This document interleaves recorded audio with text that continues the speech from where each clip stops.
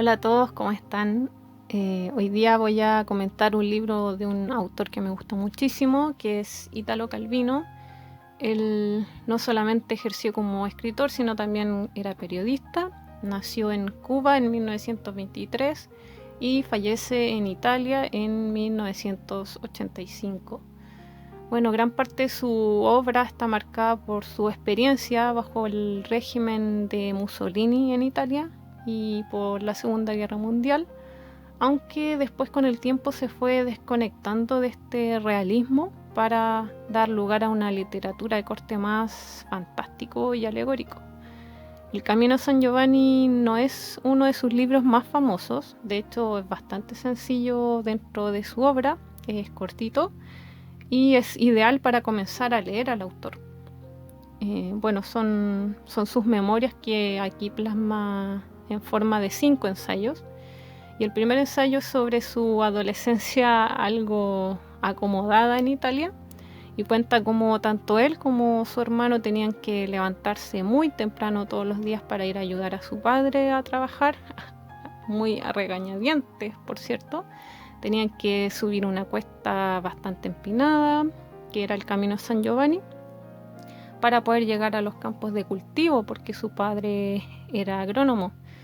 Sin embargo, aquí ya podemos ver la frustración del futuro escritor al realizar estas tareas que no le agradan para nada y está todo el rato pensando en terminar luego para poder irse a la casa y poder volver, etc.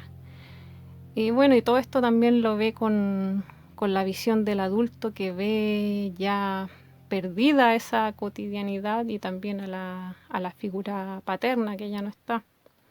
Hay una parte que me gustó muchísimo de ese ensayo y se los voy a leer.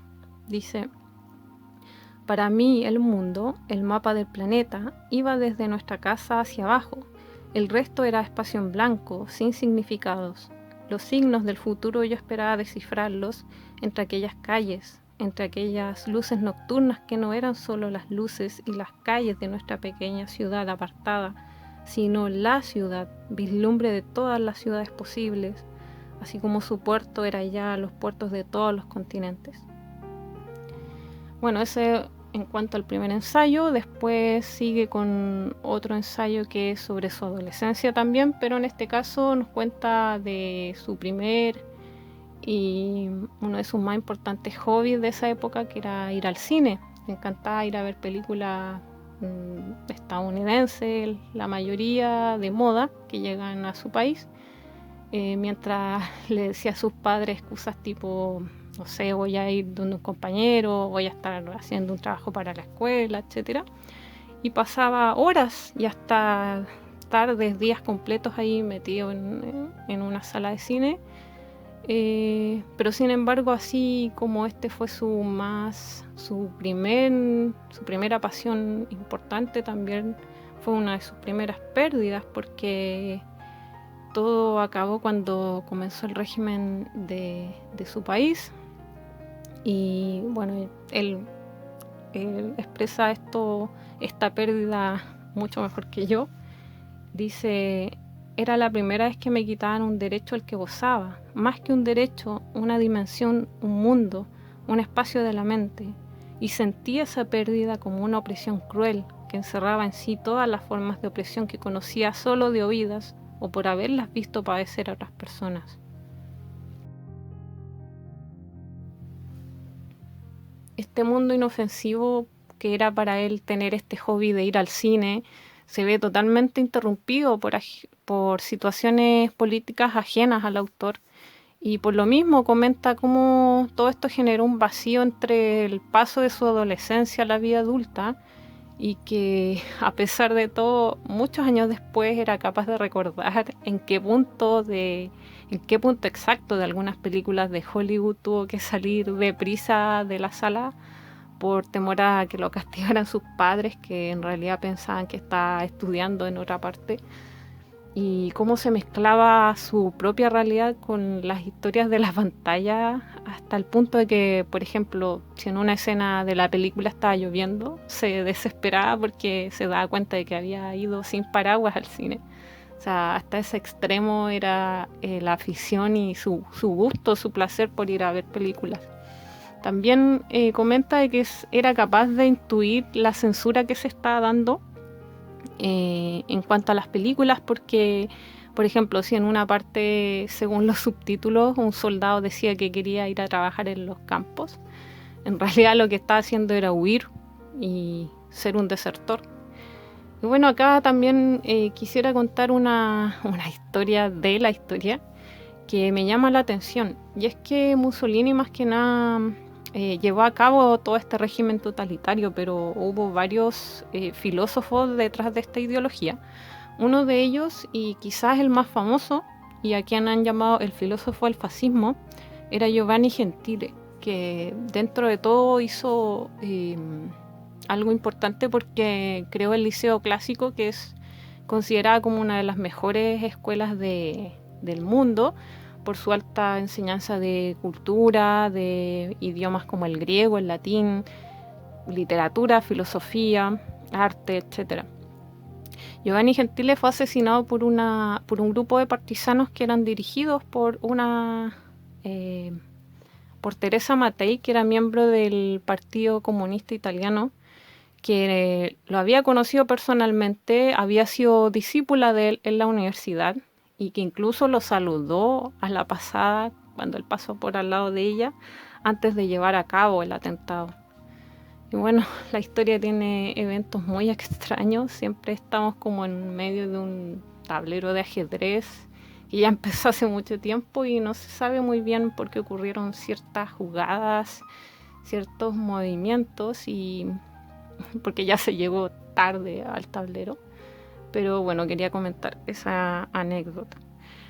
El tercer ensayo es quizá el más corto, también sigue en el terreno de lo histórico y acá comenta el autor como las pérdidas a las que tuvo que enfrentarse, a las muertes que tuvo que sufrir de amigos cercanos por un mundo totalmente enloquecido por ideologías políticas de todo tipo, y también cómo tuvo que verse obligado a participar en una guerra en la que no quería estar.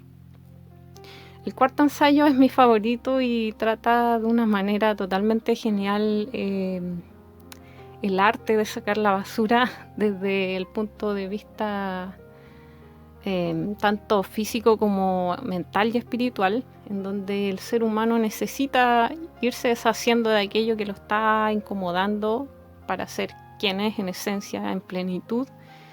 Y también es una confesión culposa del autor de saberse inútil para las distintas tareas domésticas de su hogar, pero que al darse cuenta de que sacar la basura se le da, entre comillas, bien, con eso ya logra justificar su lugar en el mundo, según él.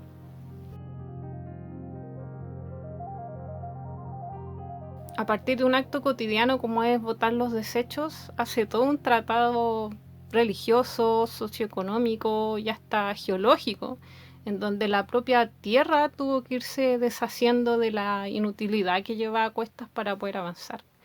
También confiesa que, y esto me dio mucha risa, confiesa que hasta la uniformidad de los contenedores de la calle donde vive evitan que su basura pueda destacar entre el resto, y así él puede tener el consuelo de entender que no es más que un ciudadano más aportando al bienestar de su vecindario.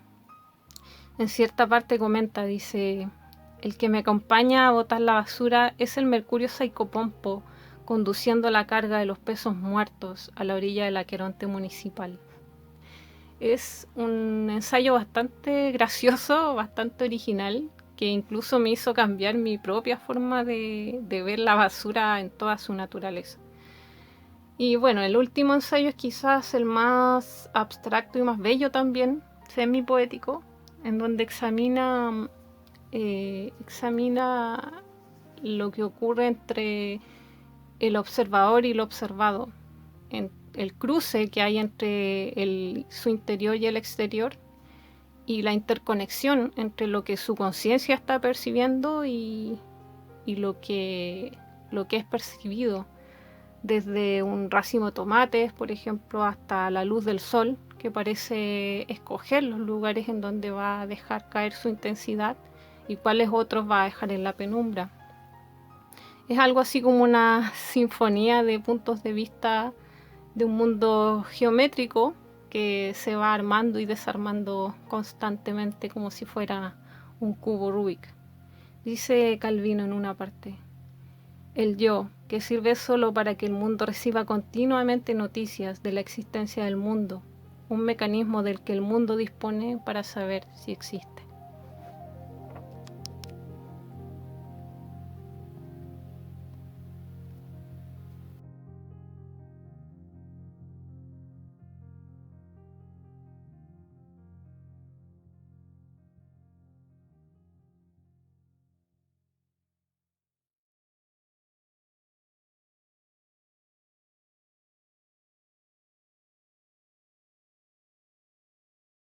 Bueno, antes de finalizar voy a ir mostrando un poco los libros que tengo del autor para así poder hablar un poco más de su obra.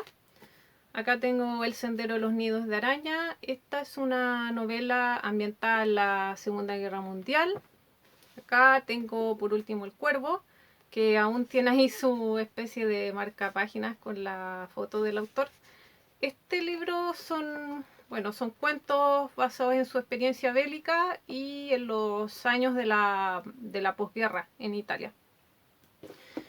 Este es Tiempo Cero, que me parece que esta edición no está completa, así que ojo con eso. No, viene resumida, aunque no tengo mucho para decir del libro en realidad porque no lo he leído todavía, pero me parece que se va por un camino un poco más fantástico que los otros dos. Este de acá es El castillo de los destinos cruzados, que como pueden ver está bastante maltratado ya. Es bastante antiguo, lo compré miren, en una feria de libros viejos, entonces, bueno, por eso está así. Y son historias medievales que el autor las va contando como a través de cartas de tarot. De hecho, como pueden ver ahí, está lleno de imágenes de cartas, porque si mal no recuerdo los protagonistas no podían hablar, entonces se comunicaban así, a través de cartas. Y me gustó mucho, es bastante bueno también. Acá los libros de los otros. Esta es una recopilación de cartas como dice, de libros que él le tocó editar, porque también se dedicó eso, Italo Calvino, a editar libros. Y este es de Editorial Tusquets, pero aún no lo he terminado de leer ese. Y este es El varón rampante. Este libro es el amor de mi vida literaria. Bueno, gracias a este libro nació mi amor por la obra de este escritor. Yo este libro en realidad, esta edición se podría decir que la rescaté de mi colegio porque lo iban a botar. Y lamentablemente está todo forrado con género y papel, porque yo en ese tiempo personalizaba los libros, pero bueno, afortunadamente esa catilla ya no existe. Y bueno, es una novela que está ambientada en el siglo XVIII. Trata sobre un niño que un día, por un problema que pasa en su casa, decide rebelarse contra su familia y irse a vivir a los árboles para siempre. Nunca más volver a poner un pie sobre la tierra. La verdad, yo me acuerdo que este libro lo leía cuando iba al dentista, porque me gustaba pasar un parque que quedaba cerca a leerlo porque estaba lleno de árboles. Y me encantaba, de hecho, ir al dentista, solo porque sabía que después iba a poder leer el libro. Em, Creo que está en mi top 3 de libros favoritos de la vida, a ese nivel de lo que llega a mi gusto por este libro. En realidad lo tiene todo: tiene libros, tiene árboles, historia, época napoleónica. Ay, no, sí, divino este libro, divino. Em, yo en su momento incluso soñaba con hacer la película de él, pero bueno, igual le voy a estar haciendo una reseña en el canal. Así que yo creo que hasta acá el video. Como les decía, quizá Camino de San Giovanni no es su libro más famoso o su obra más aclamada, pero es bastante ameno de leer, es cortito y yo creo que les va a gustar. Así que lo recomiendo mucho. Y bueno, hasta acá el video. Como siempre, muchas gracias por estar conmigo y nos vemos en el próximo. Chao, que estén muy bien.